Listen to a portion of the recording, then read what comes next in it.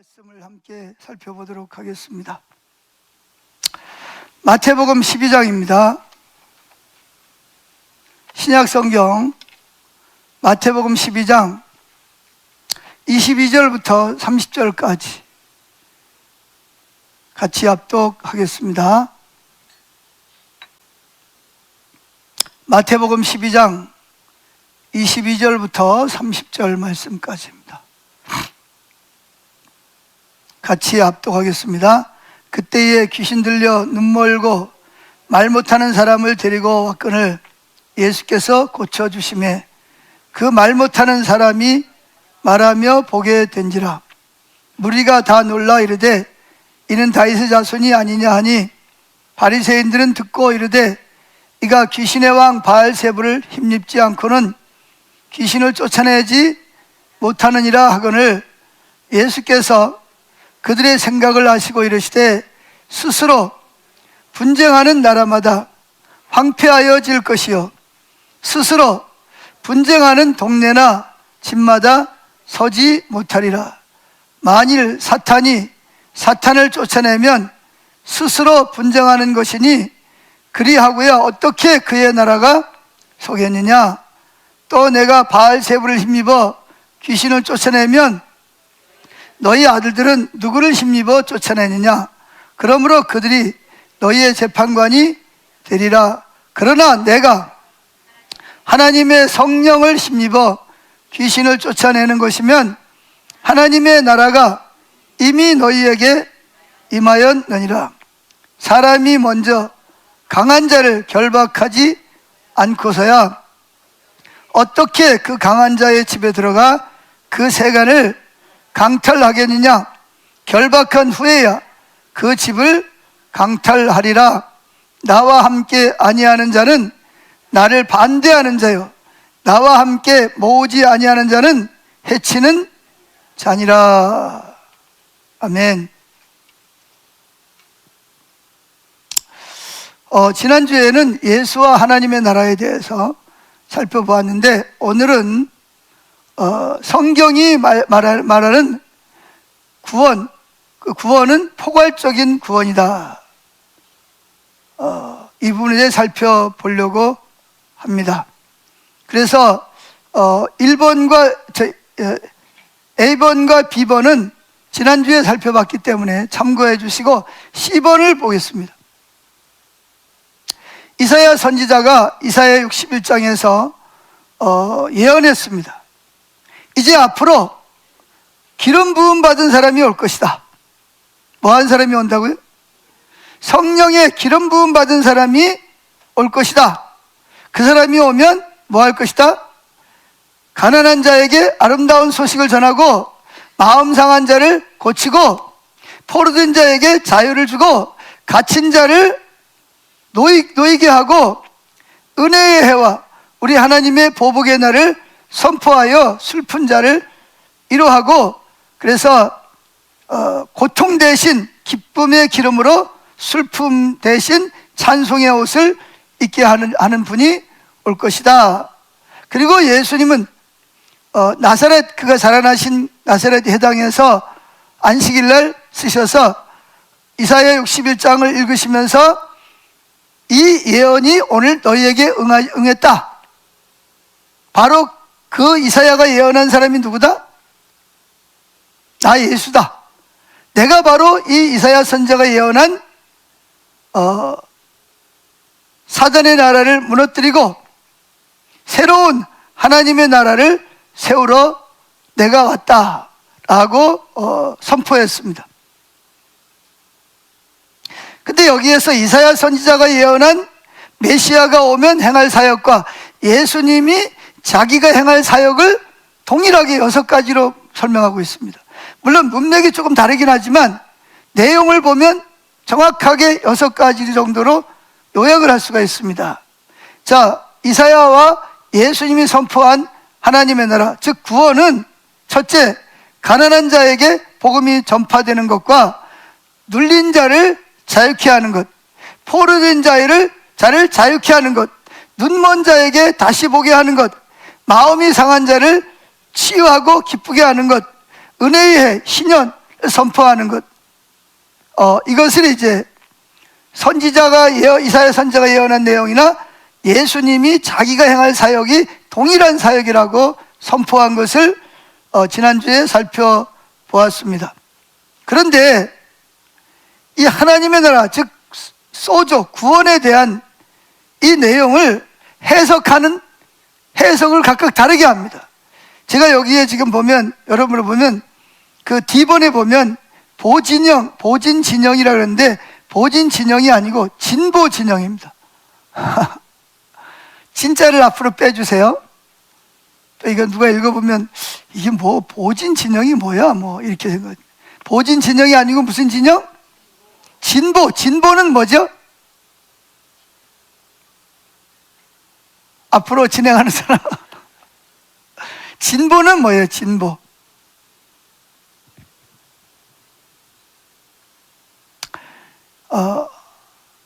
진보라고 하는 사람들은 어떤 영적인 해석보다는 무슨 쪽으로 해석을 해요?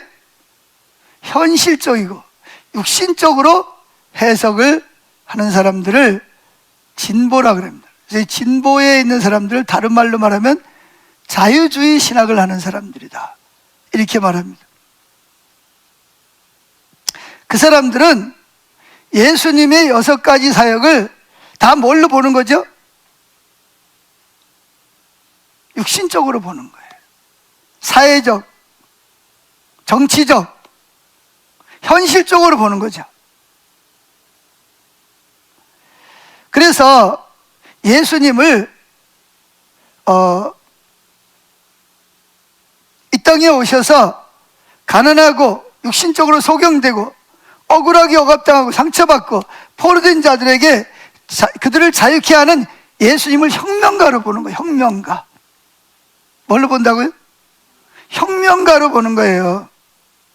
그래서 예수님이 오셔서 이 혁명을 통해서 힘있고 부자들을 끌어내리고 가난하고 억압받는 자들을 높이는 그런 일을 위해서 예수님이 오셨고, 예수님이 선포하신 6가지는 전부 다 혁명가적인 그 일을 위해서 오셨다는 거예요. 그래서 이런 쪽으로 이 하나님의 나라를 이해하다 보니까 주로 이 사람들은 뭐냐면 남미 쪽으로 말하면 해방신학 이야기 들어보셨어요? 해방신학, 해방시켜야 된다. 사회적으로 억압당하고 가난하고 병들고 연약한 자들을 뭐 해야 된다? 그런 부자들의 억압과 정치적인 탄압과 교도소에 있는 자들을 다 뭐 해야 된다? 풀어놔줘야 된다. 예수님이 그 일을 위해서 오셨다, 이렇게 설명을 합니다. 그리고 우리나라에는 그런 비슷한 진보 진영 자유주의 측에서는 예수님의 복음을 어떻게 받아들이냐면 민중신학이라고 말합니다. 무슨 신학? 해방신학이나 민중신학 똑같은 거예요. 민중은 뭐예요? 화이트 칼라가 아니라 못 배우고 가난하고 억눌리고 병들고 이런 사람들을 예수님이 뭐하러 오셨다? 그런 사람들을 해방시키려면 어떻게 해야 돼요?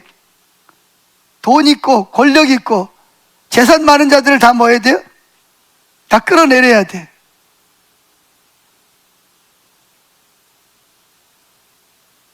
그리고 그들의 재산을 어떻게 해야 돼? 다 가난한 사람들에게 다 나눠줘야 된다. 그러면 우리나라는 어떻게, 경제는 어떻게 하고? 그럼 대기업들 다 끌어내려가지고 돈 다 가난한 사람 나눠준 다음에 그 다음에는 어떻게 할 건데?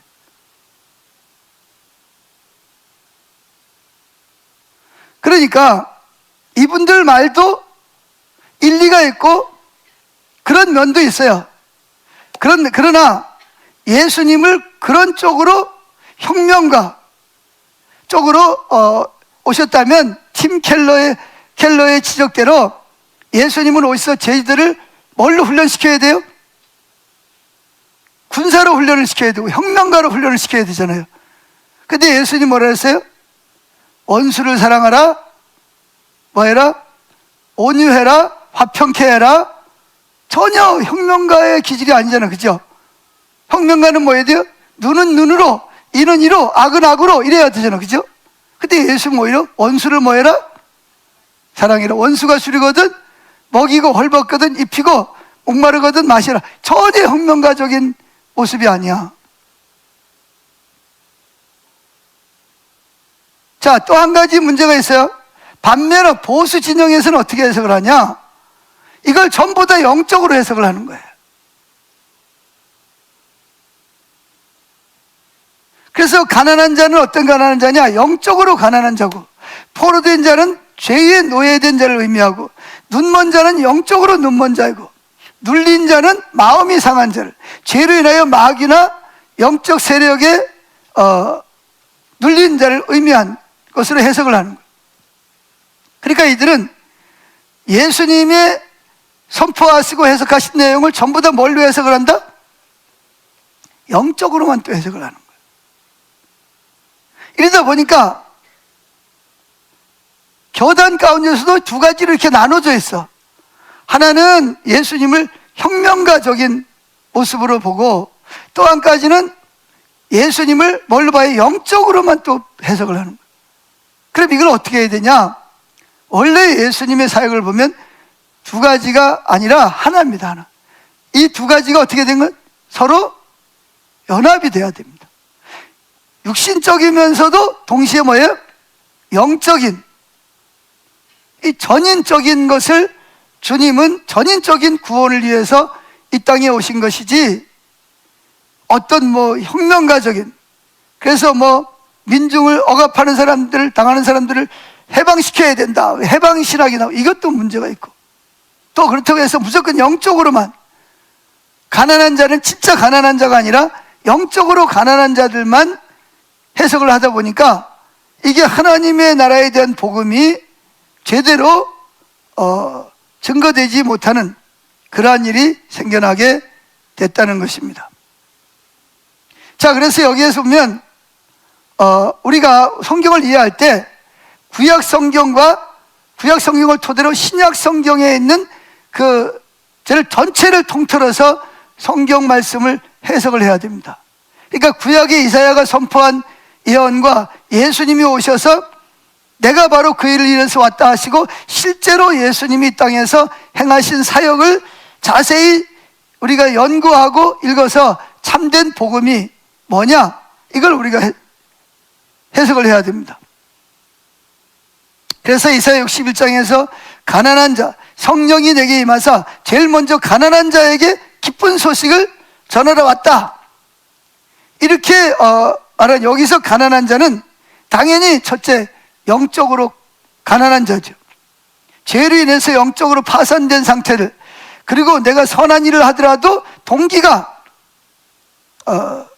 선하지 못한 그런 내 자세. 그래서 우리는 한없는 하나님의 은혜와 십자가의 공로로만 구원받을 수 있음을 기꺼이 인정을 하고 겸손하게 예수님 앞에 엎드리는 것을 가난하다 그럽니다. 아멘.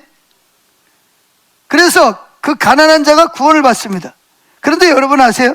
그래서 부자도 영적으로 가난해지면 구원을 받지만, 경제적으로 가난해도 자신의 처지를 인식하지 못하고 예수님의 십자가를 받아들이지 않는 사람은, 가난한 사람도 구원을 받지 못합니다. 무조건 가난한 사람이라고 해석하는 게 아니라 부자라고 해서 구원 못 받는 게 아니에요. 우리에게는 이분법이라는 게 흑백 논리가 있습니다.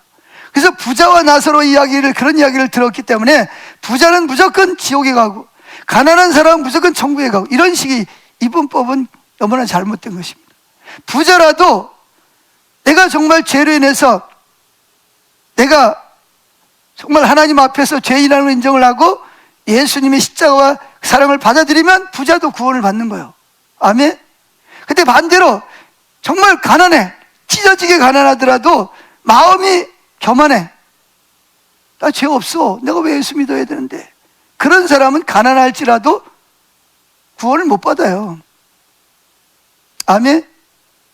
그럼 예수님은 영적으로 가난한 사람만 위해서 오셨습니까? 아닙니다. 예수님이 이런 말을 했죠. 내가 가난해진 것은 가난한 자를 뭐하게 하려 함이라? 부유하게 하려 함이라. 예수님 말씀이잖아요. 자, 에덴 동산에서는 가난한 부자가 따로 있었어요? 없었어요? 다 부자였어요. 그 에덴 동산에서는. 할렐루야. 아픈 사람이 있었어요? 없었어요? 없었어요. 장애인 있었어요? 없어요? 없었어요. 다 건강하고 다 아름다운 사람이었어요. 근데 왜 이렇게 됐죠? 빈부격차도 없고 학력 차이도 없고 다 아름다운 하나님 백성들이었어요. 근데 왜 이렇게 됐어요? 하나님이 우리에게 주신 권세와 능력을 사탄에게 거짓 속아서 넘겨줌으로 인해서 사단이 저와 여러분의 생각과 가치관과 육체와 영까지도 다 뭐에 지배하고, 심지어 자연도 지배하고, 심지어 바람, 구름, 더위와 추위 이런 것까지도 다 사탄이 지배를 하고 있는.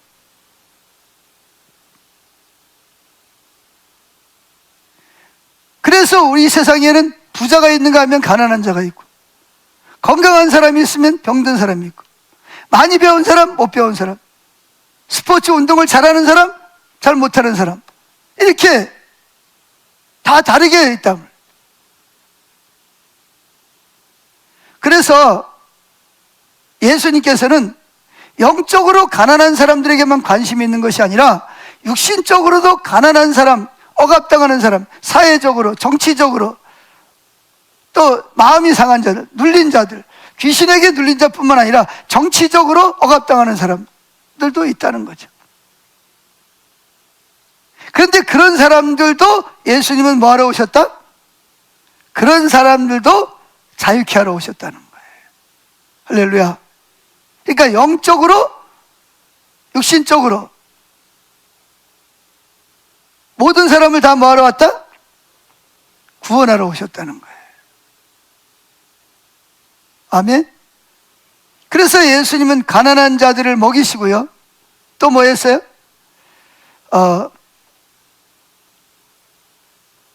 가난한 이유가 있잖아, 그죠? 부모님으로부터 뭐 물려받은 가난도 있지만, 또는 뭐 부자로 잘 괜찮게 살았는데 갑자기 몸이 아파서 뭐 병원에 돈을 다 갖다 주거나, 일하고 싶어도 몸이 아파서 일을 하지, 앞이 안 보인다거나 귀가 안 들린다거나 아니면 뭐 어떤 장애를 가졌다거나, 그러면 일하고 싶어도 못하는 거예요. 그러면 저절로 뭐예요? 약자가 되고 가난한 자가 될 수밖에 없어요. 근데 예수님은 그런 자들을 뭐하러 오셨어요? 고치러 오셨단 말이에요. 아멘. 그런 자들을 치유해서 건강하게 하신 거예요. 미련한 자를 뭐하게 하시고 지혜롭게 하시는 거예요. 그래서 우리가 세상에 살면서 비즈니스를 할 수 있다든지, 아니면 뭐 기술을 배워서 할 수 있다든지, 과학자, 아니면 뭐 어떤 연구가 뭐 운동을 잘한다든지, 자격증을 잘 취득을 한다든지, 각기 하나님이 그 사람에게 맞는 그런 재능을 주셔서 이 세상에 사는 동안 가난에서 벗어날 수 있도록 하나님이 축복하시는 것도 예수님이 하시는 일 중에 하나라는 것입니다. 아멘. 자, 두 번째, 예수님이 오셔서 행하신 구원의 사역입니다. 자, 지난주에도 말씀드렸죠. 성경에서 말하는 구원을 헬라어로 뭐라 그런다 그랬어요? 소조라 그럽니다. 소조가 뭐라고요? 구원이라는 말이 뭐예요? 건져내다. 예를 들어서 여러분들이 물에 빠져서 죽게 생겼어요. 그러니까 내가 아무리 노력해도 못 빠져나와. 그럼 어떻게 해야 돼? 외부에 있는 사람이 밧줄을 던지거나 튜브를 던져줘서 그 사람을 물에서 살려줬다. 그럼 그 사람 뭐 어디서 구원받은 거예요? 물에서 구원받은 거예요. 또는 화재가 나서 불에 타 죽을 수밖에 없는데 소방대원이 와가지고 나를 건져줬다. 그럼 어디서 구원받은 거예요? 불에서 죽을 수밖에 없는데 구원받은, 이것도 소조, 구원이라는 것입니다. 아멘. 그런데 여러분 알아야 할 것은, 원래 하나님이 창조할 때는 불이 사람을 태워 죽이게 돼 있어요? 물이 사람을 물에 빠져 죽게 하게 돼 있어요? 아니에요. 그런 거 아니에요. 물은 우리를 도와주게 돼 있는 거예요. 불도 우리를 도와주기 위해서 있는 거예요. 그런데 죄로 말미암아 불도 물도 또는 뭐예요? 태풍도 다 누구 손에 들어갔어요? 이 사단의 손에 들어가요. 사단이 그걸 가지고 뭐예요? 사람들을 죽이게 만들고 또 전쟁을 일으켜서 무기를 만들어가지고 그걸 가지고 다른 사람을 피해를 입히게 만드는 거예요. 그래서 예수님이 오신 것은 그런 무기들을 전쟁이 없게 만들어서 전쟁이 없는데 무기가 필요해요, 안 필요해요? 그래서 무기를 다 뭐예요? 다른 기계를 만드는 걸, 다른 기계로 사람들에게 유익한 기계를 만들어서 사람들에게 유익하게 하도록 하시겠다는 겁니다. 아멘. 자, 그래서 여기 소조, 구원이라는 것은 많은 사람들은 구원하다 그러면 뭘 생각하죠? 아, 그래, 내가 예수 믿고 죄에서 사단의 억압에서 내 영혼이 구원받아 천국 가는 거, 이것만 생각을 하는데 성경이 말하는 구원은 전인적이라는 것이죠. 전인뿐만 아니라 자연까지도 다 포괄적으로 가지고 있다는 것입니다. 자, 여기에 12년 동안 혈루증으로 앓던 이 여인이 있었는데 이 여인이 예수님의 말씀을 들으면서 무슨 믿음이 생겼죠?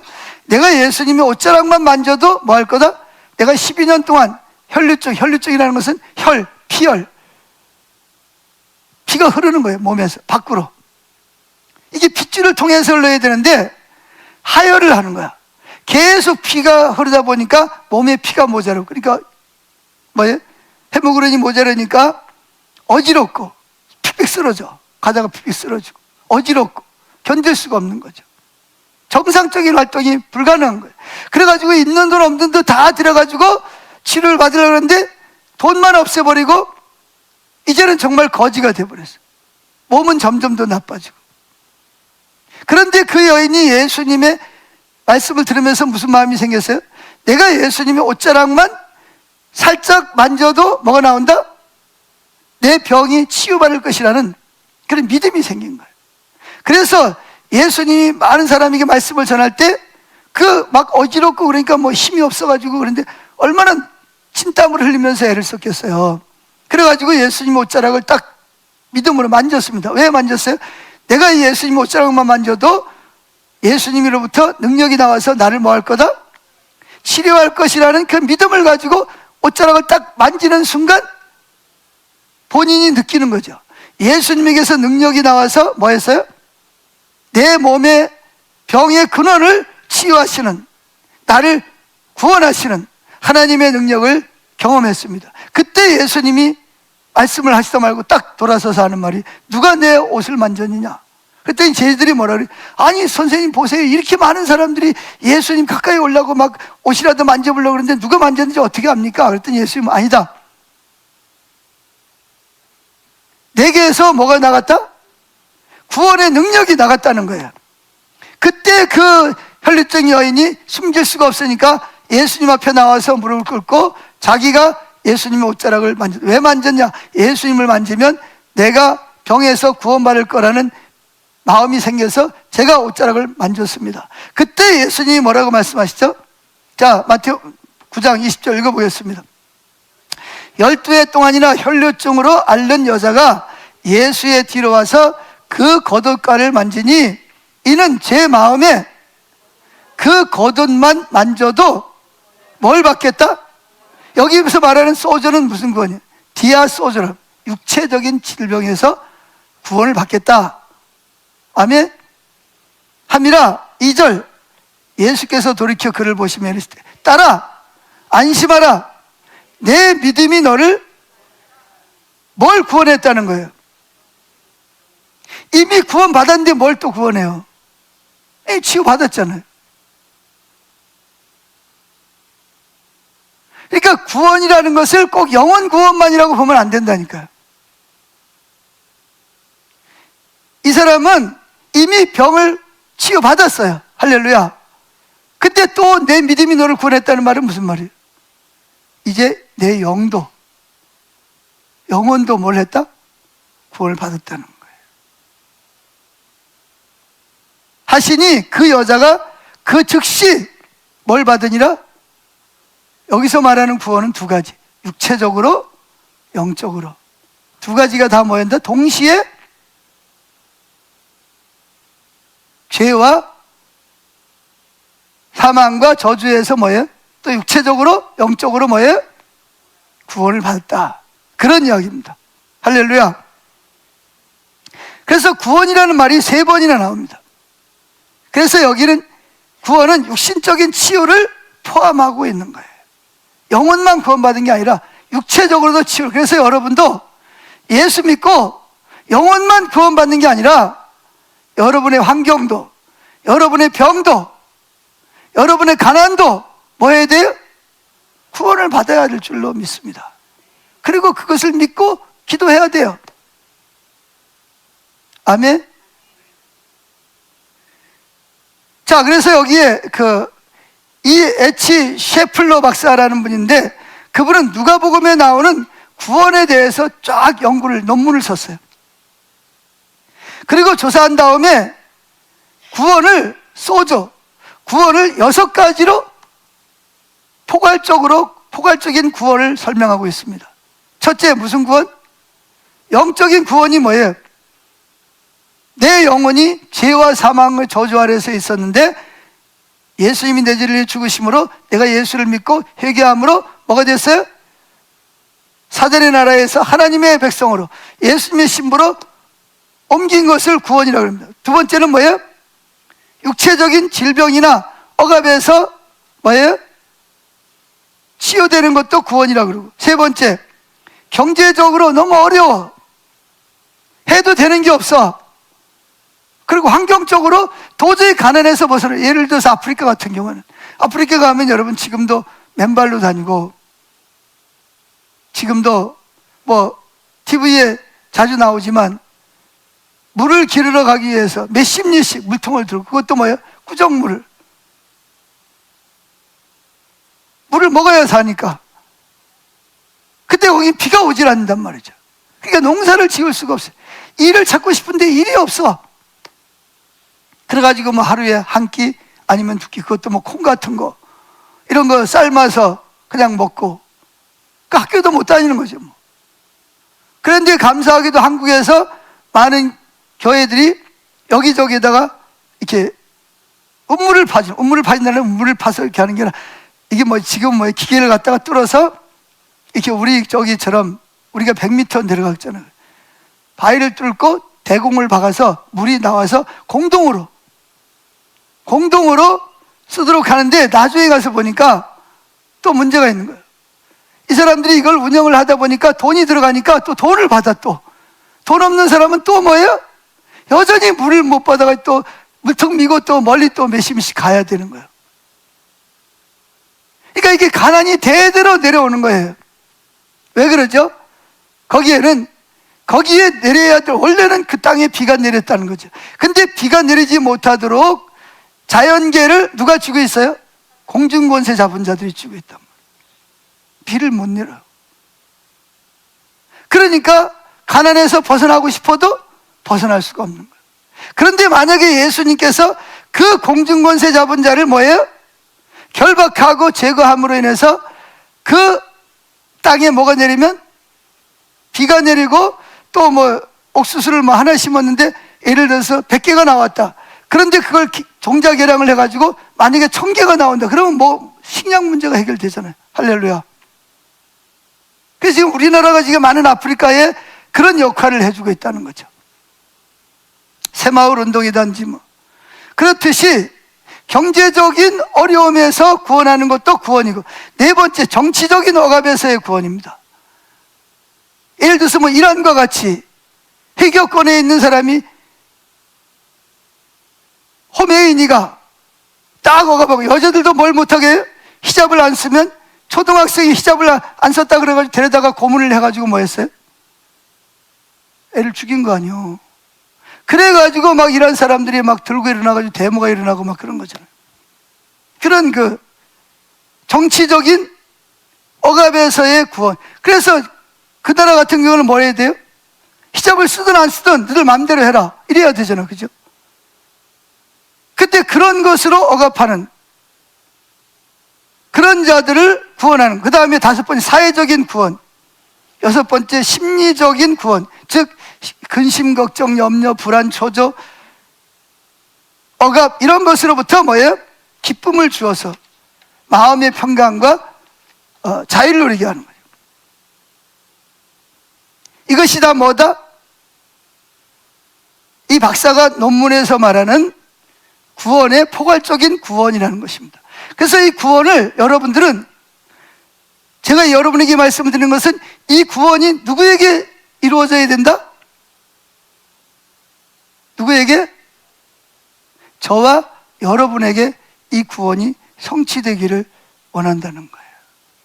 주님은 그 일을 위해서 오셨고, 영적인 문제건 육신적인 문제건 주님이 그 일을 위해서 오셨다는 거예요.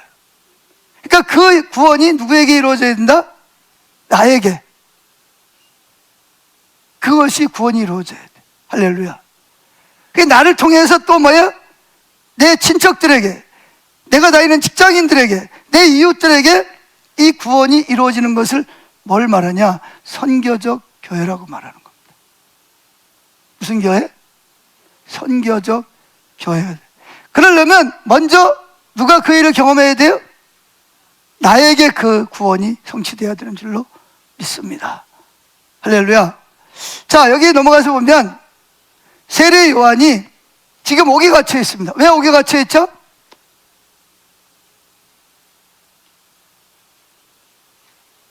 헤롯 왕이 자기 친동생의 아내를 권력을 이용해서 빼앗아서 아마 미인이었던 것 같아요. 자기 아내를 잡은 거예요.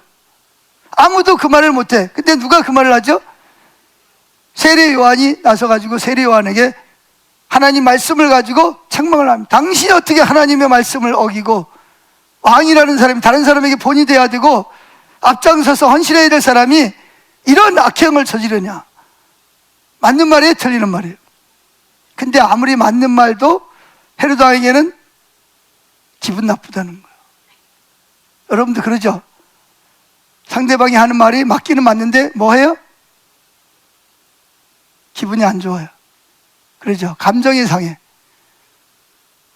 자기가 왕인데 내가 아무리 잘못했다 한들 네가 나한테 어떻게 그런 식으로 이야기를. 그래가지고 뭐예요? 그 사람을 헤롯이 감옥에다 가둡니다. 근데 맞는 말이라서 죽일 수는 없어. 그리고 그 사람은 하나님의 선지자니까. 그런데 이 세례 요한이 감옥에서 가만히 이게 있다 보니까, 아니 예수님이 나를 뭐 해야 돼? 아니 자기를 정치적인 억압에서 구원해 주러 왔다며. 근데 왜 나를 정치적인 억압으로 지금 내가 교도소에 있는데 왜 나를 안 건져주는 거야? 이런 생각이 드는 것 같아요. 그래서 제자들을 불러서 예수님에게로 보냅니다. 너희들 가서 나는 당신이 이사야 선지자가 예언했던 그 일을 성취하러 온 선지자 그림 부음 받은 줄 알고 있는데 그 사람이 맞는지 안 맞는지 가서 좀 물어보고 오너라. 그래서 저희들이 예수님을 찾아왔어요. 근데 그때 예수님이 뭐 하고 있었어요? 보지 못하는 자를 보게 하고, 눌린 자를 자유케 하고, 문둥병자를 고치고, 귀신을 쫓아내고, 죽은 자를 살리고, 이런 일을 하고 있는 거예요. 자, 읽어보죠. 누가복음 7장 20절부터 시작. 그들이 예수께 나아가 이르되 침례 요한이 우리를 보내어 당신께 여쭈어 보라고 하기를 오실 그이가 당신이 오니까 우리가 다른 일을 기다리오리까 하더이다 하니, 마침 그때 예수께서 첫째 질병과 둘째 고통과 셋째 악기 들린 자를 많이 고치며 넷째 많은 맹인을 보게 한지라. 예수께서 대답하여 이르시되 너희가 가서, 누구에게 가서? 요한에게 가서, 감옥에 있는 요한에게 가서 보고 들은 것을 요한에게 알리되 맹인이 보며 못 걷는 사람이 걸으며 나병 환자가 깨끗함을 받으며 귀 먹은 사람이 들으며 죽은 자가 살아나며 가난한 자에게 복음이 전파된다 하라. 그런 거예요. 그러면서 끝에 말이 뼈가 있어요. 무슨 말이죠? 누구든지 나로 말미암아 실족하지 아니하는 자는 복이 있도다. 지금 세례 요한은 지금 어떤 상태에 있어요? 아니, 감옥에 있는 건 감옥에 있는데 마음이 어때요 지금? 실족해 있는 거야. 왜? 내가 이렇게 정치적으로 탄압을 받는데 나를 어떻게 해야 돼? 건져줘야지. 왜 나를 안 건져주는 거야? 이런 마음이 있었던 것을 엿볼 수가 있어요. 그래서 예수님에게 보냈는데, 예수님께서 쟤들에게 너희가 보고 들은 것을 가서 그대로 전하라. 그러면서 한마디 더 붙이죠. 뭐라고요? 나로 인해서 뭐하지 않는 거든 실족에 시험에 들지 않는 자는 복이 있도다. 그랬네. 왜? 쉽게 말하면 이거죠. 나는 아버지가 감옥에 있는 당신을 정치적인 억압에서 건져주라고 말씀을 하지 않으시기 때문에 나는 당신을 뭐하지 않는다? 정치적 억압에서 건져주지 않는 거다. 그러나 그것 때문에 시험 들지 마라. 그런 이야기예요. 아멘? 그건 누구의 뜻이에요? 그건 아버지예요. 그래서 세례 요한은 일찍 죽었어요. 근데 그건 누구 계획이에요? 예수님의 계획이 아니고 이미 하나님이 그렇게 계획하고 있는 거예요. 아멘? 그래서 우리도 그래요. 야, 뭐 누구는 뭐 여러 가지 병이 났다는데 오늘 안 왔네. 4가지 암 걸린 사람이, 치유받은 사람이 오늘 어디 갔어? 누구는 뭐 4가지 암에서 고침을 받았다는데 나는 왜 이거 안 고쳐주는 거야? 기도하세요. 할렐루야. 기도하고 은혜를 구하세요. 그래도 뭐 하나님이 안 고쳐주시면 언제 고쳐줄까요? 예수님 재림하면 다 고쳐줄 거 아니에요. 지금 안 고쳐주더라도 시험 들지 말라는 거예요. 아멘? 우리는 고쳐달라고 약속을 말씀을 붙잡고 기도해야 되지만 설사 하나님이 내게 고쳐지지 않더라도 결국 나는 뭐예요? 고침 받을 거니까. 할렐루야. 그러니까 그것 때문에 뭐 하지 말고 시험 들지 말라. 그런 사람, 시험 들지 않는 사람이 뭐한 사람이다? 복 있는 사람이다. 그래. 어떤 사람은 자기 안 고쳐졌다고 예수 안 믿는다고 그러고 교회 뛰쳐나가가지고 자기 마음대로 사는 사람이 있어요. 그런 사람은 이게 실족한 사람이에요. 시험에 들어가지고.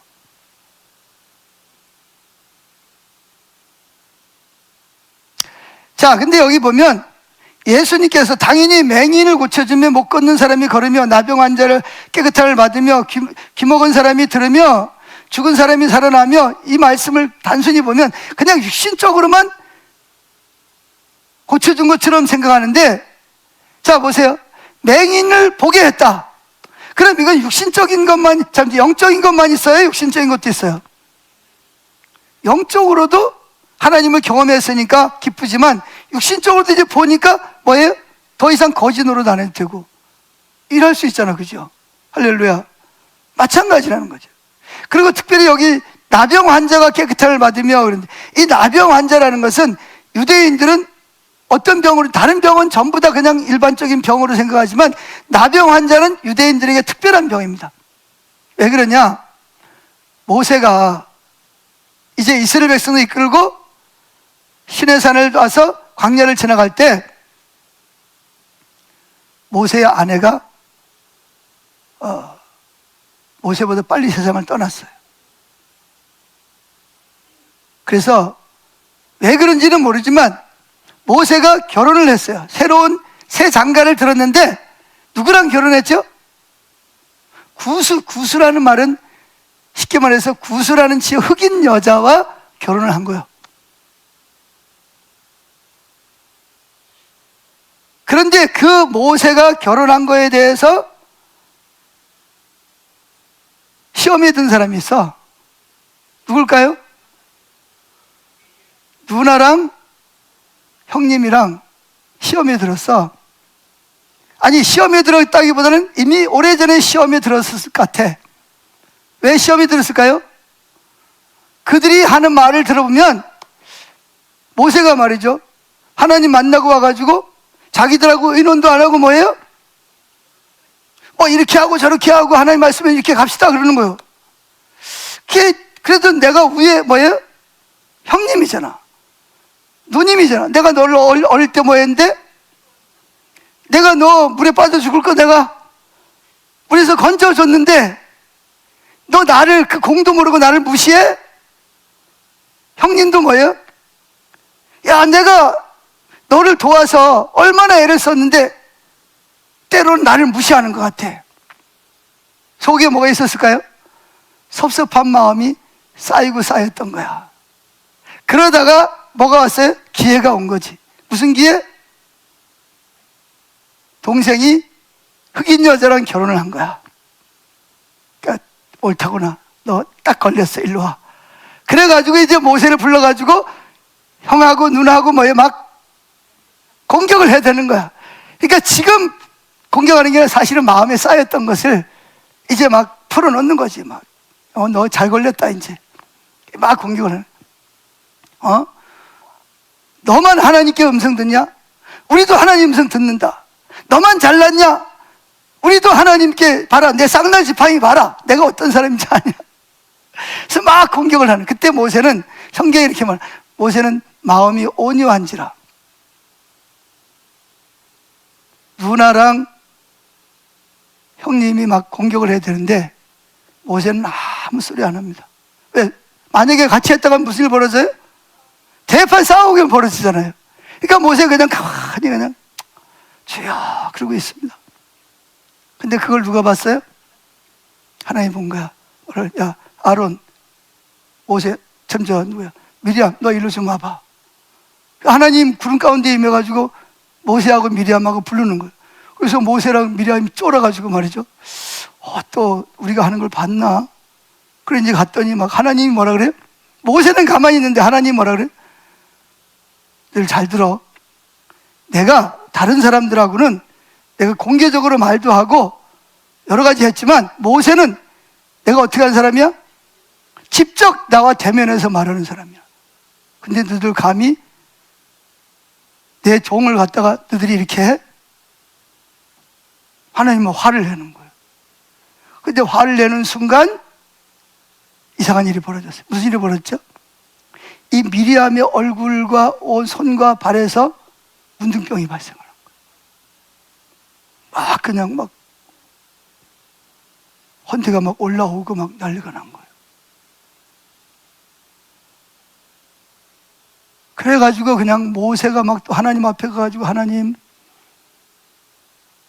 대신 막 기도를 해서 결국은 일주일 동안 아무도 없는데 밖에 나가서 쓸쓸하게 일주일을 있다가 들어와서 멀쩡하게 낫지만, 그래서 이스라엘 사람들은 마음속에 문둥병, 나병 환자, 그럼 무슨 생각이 나요? 저거는 특별한 죄를 지어서 하나님께로부터 벌을 받고 있는 사람, 이런 인식이 있어요. 그래서 이 나병 환자가 있는 사람은, 나병 환자가 없는 사람이 50m 전방까지 오면 뭐라 그래야 돼요? 소리를 내쳐야 돼. 부정하다, 부정하다. 그래서 그 사람이 뭐하지 못하도록, 내게 접근하지 못하도록 소리를 지르게 되어 있습니다. 자기는 그러니까 뭐예요? 난 죄인이라, 난 죄 때문에 나병이 걸렸다는 거예요. 무슨 죄인지는 모르지만 하여튼, 그래서 이 이스라엘 사람들은 나병 환자는 뭐와 연관을 시킨다? 죄가 많아서 내가 죄를 지어서 나병 환자가 됐다라는 그런 의식이 있다. 근데 예수님이 그 사람을 뭐예요?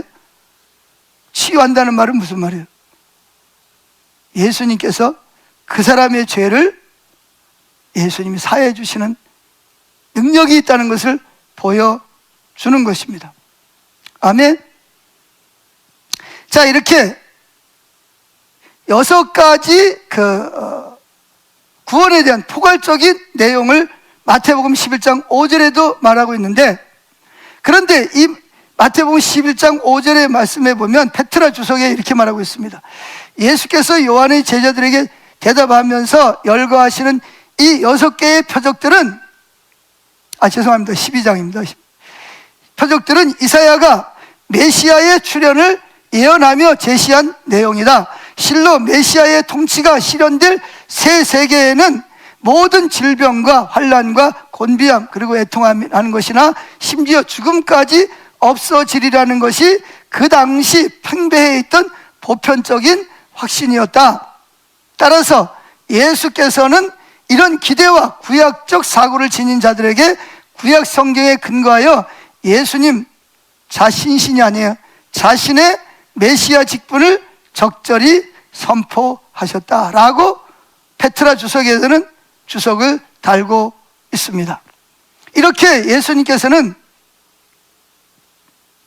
이 땅에 오신 그 구원, 예수님이 선포하신 구원은 단순히 우리의 영혼만 구원받는 것이 아니라 포괄적이라는 거죠. 아멘. 그래서 만약에 저와 여러분들이 이 포괄적인 것 중에서 구원을 받아야 된다면 누구를 믿고? 예수님을 믿고 신뢰하고 싸워서 여러분들이 기도 응답을 받아야 될 부분입니다. 아멘. 자, 영적으로 영어로 2번에 보면 특히 누가복음의 이 말씀을 예수님께서 나인성 과부의 아들을 살려주신 사건과 연결해서 기록하고 있습니다. 자, 이 내용이 뭐냐? 예수님께서 많은 사람들을 따라오는데 지금 어디로 가고 있어요? 나인성이라는 성으로 들어가고 있습니다. 그런데 반대로 저쪽에서 장례 행렬이 또 나오고 있어요. 누가 죽었죠? 그 성에 살고 있는 과부의 외아들이 죽어서, 그것도 어린 청년인데 죽었어요. 그래서 지금 뭐 하러 가는 거예요? 장례식을 치르기 위해서 성 밖으로 나가고 있는 거예요. 그때 예수님께서 그 뒤에 오면서 얼마나 여러분 생각을 해보세요. 아들 하나밖에 없는데, 과부인데 얼마나 가난했겠어요. 그때는 과부 고아가 제일 가난했거든요. 왜? 노동력이 없으니까, 보호자가 없으니까. 그런데 의지했던 아들이 죽었어요. 얼마나 하늘이 무너지고 얼마나 가슴이 마음이 아프겠어요. 그래서 이제 따라오면서 옵니다. 그때 예수님이 뭐라 그러죠? 과부를 보시고 불쌍히 여기셨다. 그러면서 울지 말라. 따라합시다. 울지 말라. 근데 아니, 그럼 아들이 죽었는데 그럼 안 울어? 이 말 속에는 뭐가 포함이 되는 거예요? 네가 울 수밖에 없는 이 억압적인 환경을 어떻게 하겠다? 내가 바꾸어 주겠다는 거예요. 내가 회복시켜 주겠다는 거예요. 할렐루야. 그래서 그 상뇨를 멈추게 했습니다. 그리고 그 관을 대시면서 그 청년에게 뭐라 그랬어요? 청년아, 일어나라. 그랬더니 그 죽어서 숨을 쉬지 못하고 있던 청년이 어떻게 됐어요? 다시 그 영혼이 돌아오고 육체가 새로워져서 일어나서 말도 하고 웃기도 하고. 그래서 그 청년이 상녀에서 내려와서 상상을 해보세요. 얼마나 기뻤겠어요. 그 어머니는 울고 낙심하다가 자기 아들이 살아서 오니까 얼마나 기쁘고 신나겠어요. 그러니까 그것을 보면서 죽었던 자가 일어나 앉고 말도 하거늘, 그러면서 그 어머니에게 주니까 그걸 보던 많은 사람들이 뭐라 그랬어요? 16절에 보니까 두려워하며 하나님께 영광을 돌려 이르되 큰 선지자가 우리 가운데 일어나셨다 하고, 또 하나님께서 자기 백성을 돌보셨다 하더라, 이렇게 말하고 있습니다. 자, 예수님이 이 땅에 오신 복음의 목적이 뭐냐? 죽은 자를 살리는 거예요. 아멘. 그런데 이 사건을 통해서 본 많은 그때 당시 예수님 따라가던 사람들이 하나님께서 자기 백성을 돌아보셨다, 그래서 하나님께 영광을 돌렸다라고 성경은 말하고 있습니다. 자, 죽음이라는 게 왜 왔죠? 원래 하나님은 선악과가 아니라 뭐예요? 생명나무를 따먹고 영원히 존재하라고 말씀하신 거예요. 근데 먹으라는 생명나무는 안 따먹고 먹지 말라는 뭘 먹어요? 선악을 알게 하는 나무를 열매를 먹음으로 말미암아 그 죄값으로 결국은 우리 생명이 누구에게 넘어갔어요? 사탄에게 넘어가고, 사단이 결국은 우리를 뭐예요? 죽음이라는 이별과 병이라는 고통을 우리에게 가져다 준 것입니다. 그래서 예수님이 오신 것은 뭐예요? 그 죄로 말미암아 죽음이 오게 된 그 억압을 어떻게 하기 위해서 예수님이 죽음을 이기시고 부활하심으로 인해서 그 사탄에게서 우리를 뭐하도록? 죽음에서 건져서 우리로 영원히 살 수 있도록.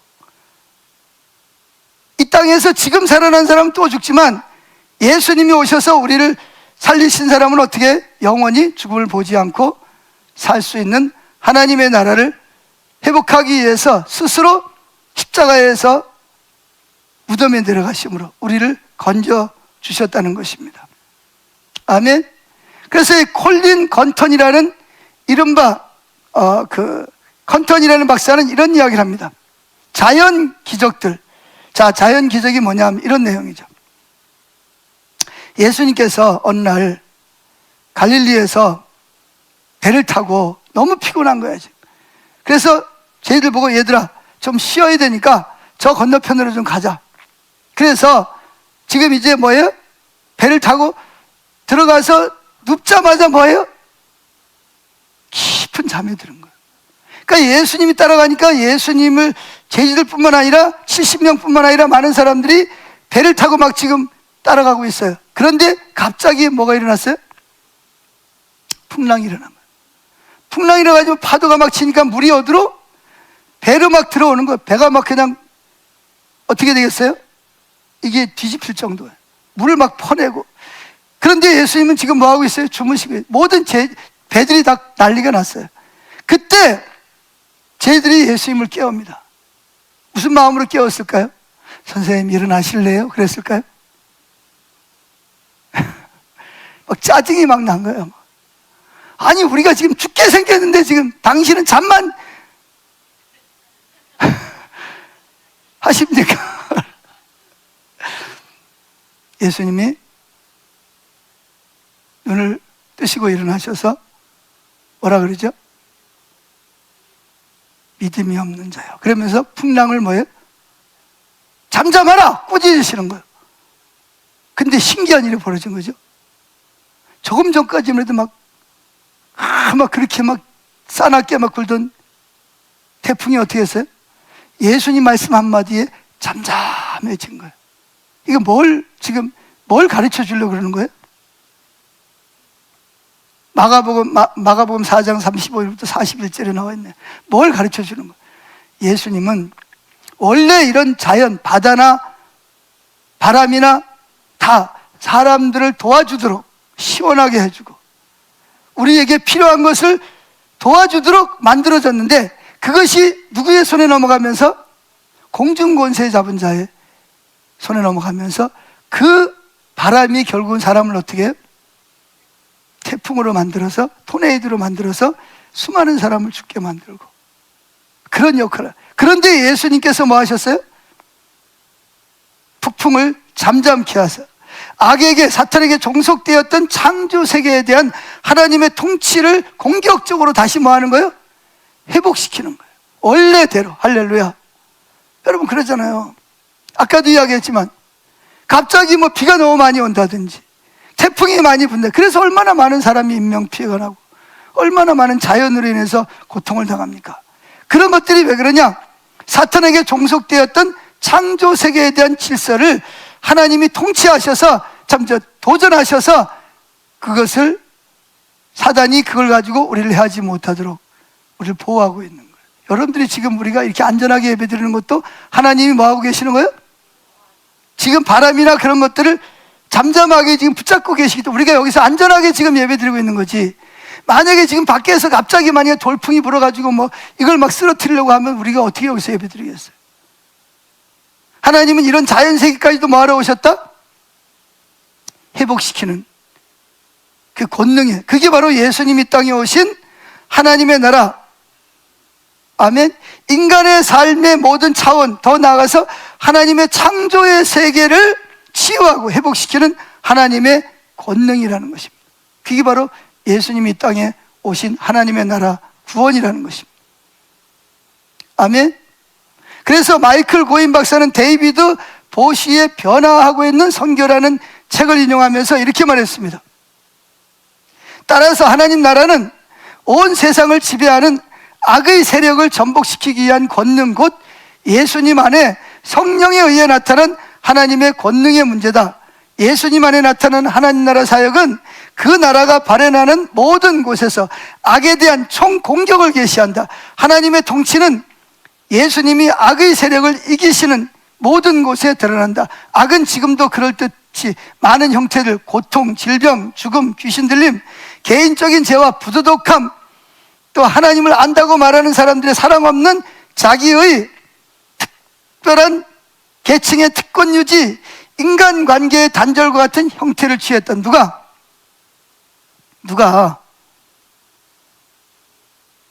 사단이, 공중권세 잡은 자가. 아멘? 사단이, 귀신들이. 그런데 그러나 예수께서 말씀하신다. 인간의 고통이 다양한 형태를 취한다면 하나님의 권능도 이와 같을 것이다. 이 말은 무슨 말이죠? 사단은 지금도 바람을 통해서 바다에 있는 사람, 강에 있는 사람을 물속에다 쳐넣어 집어넣고 재산 피해가 일어나게 하고, 태풍을 불어서 홍수를 내서 불을 내가지고 산불을 내서 모든 사람들을 고통을 당하게 하는, 그걸 보고 즐기고 그렇게 계획을 하고 있는데, 그걸 누가 공격한다는 거예요? 예수님이 성령을 통해서 그런 것을 지금도 공격하고 있다는 거예요. 그래서 사단이 마음 놓고 자기 하고 싶은 대로 하지 못하도록 하나님이 그런 것들을 공격하고 있다는 거예요. 아멘? 여러분, 이게 보이세요? 내가 오늘 하루 안전하게 살 수 있던 것은 뭐예요? 사단이 나를 뭐하지 못하도록, 해하지 못하도록 하나님이 나를 공격하려는 그들을 공격하셔서 나를 보호하고 계신다는 거예요. 지금도. 아멘? 여러분 보세요. 지금 이스라엘 전쟁이 일어나는 거예요. 뭐 5,000발인가 한꺼번에 쏘면서 행글라이더 가고, 바다에서 또 육지에서 들어와가지고 만약에 북한이 우리나라를 그렇게 하는데 우리나라는 지금 어떻게, 지금 여기 예배드리고 있겠어요?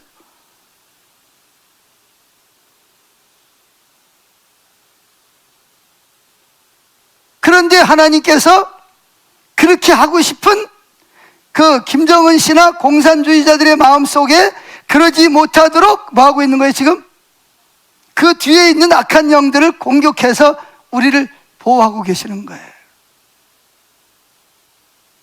이해가 되세요? 그래서 보이지 않지만 하나님은 그들을 공격해서 더 이상 하나님의 백성들뿐만 아니라 세상 사람들, 심지어 자연들까지도 더 이상 해하지 못하도록 뭐 하고 계신다? 보호를 하고 계신다는 거예요. 아멘? 자, 그럼 세 번째, 빨리빨리 지나가겠습니다. 시간이 다 됐으니까. 세 번째, 현재와 미래의 하나님 나라. 하나님의 나라는 두 가지로 되어 있어요. 이미 임했고, 또 한 가지는 뭐예요? 미래의 완성이 됩니다. 따라합시다. 하나님 나라는 이미 예수님을 통해서 여기에 임했고, 또 한 가지는 미래에 가서 완성된다. 언제 완성된다? 그래서 하나님 나라는 이미와 아직이에요. 이미 임했지만 완성은 언제 된다? 예수님의 재림으로 완성되어진다는 것입니다. 그래서 하나님 나라라는 아주 정말 걸작품이 있습니다. 조지 레드 박사가 쓴, 어디냐? 6쪽을 보세요. 영어로 2번을 보면 조지 레드 박사가 쓴 하나님 나라라는 책이 있는데, 예수와 하나님 나라에서 이 점을 잘 설명해 주고 있습니다. 자, 같이 한번 읽어봅시다. 시작. 사탄은 강한 자이다. 그의 왕국이나 집은 이 악한 세대, 즉 이 악한 세대가 사탄의 왕국이란 말이에요. 사탄의 소유들은, 계속 읽어요. 그의 악한 영향력 아래에 있는 누구다? 사람들이다. 하지만 저가 누구예요? 사탄이 자기 일을 편안히 하도록 허용되지 않았다. 더 강한 자 예수가 쳐들어와서 저를 이겼다. 사탄에 대한 이 승리는 그것이 강한 자의 결박으로 묘사되거나 혹은 그의 무장 해제로 묘사되든지 간에 같은 것이다. 은유의 말로 예수는 사람들 중에서의 자기 자신의 사명을, 악한 자를 공격해서 그를 이기고, 즉 사탄에게서 노략물을 뺏기 위해 사탄의 왕국으로 쳐들어가는 것으로 해석한다. 우리가 오늘 읽은 말씀이 그런 거예요. 예수가 말한 최종적인 목표는 사람들을 사탄의 악의 권세로부터 구원하는 것이다. 이게 소조라는 거예요. 구원. 예수님의 최종적인 목적이 뭐예요? 이 사탄의 영, 육 모든 면에서 우리를 뭐 하는 거예요? 건져내는 거란 말이에요.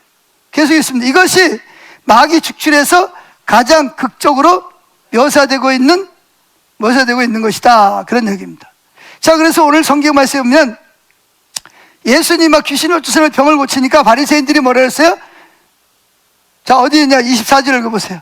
자, 마태복음 12장 24절 시작. 바리새인들은 듣고 이르되 이가 귀신의 왕 바알세불을 힘입지 않고는 귀신을 쫓아내지 못하느니라 하거늘 예수께서 그 생각을 하시고 이르시되 스스로 분쟁하는 나라마다 황폐해질 것이서 스스로 분쟁하는 동네나 집마다 서지 못하리라.